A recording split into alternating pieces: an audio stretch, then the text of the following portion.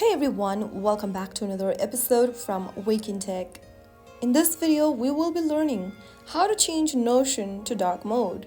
If you want to change the Notion application's interface to dark mode on your mobile device, then first of all, launch open Notion app on your device like you normally would and then log into your account first.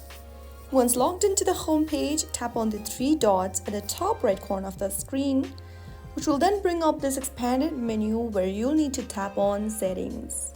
Inside the Settings menu, scroll down until you find the Appearance option and tap on the drop-down right under Appearance. Select Dark from the menu that appears, and then you have the Dark mode enabled on Notion application. The interface will instantly adapt to a darker color scheme, making it easier on the eyes, especially in low light environments. You can always toggle back to light mode at any time using the same steps. So if you found the video helpful, don't forget to like, share, and subscribe. I'll see you in the next episode. Thank you for watching.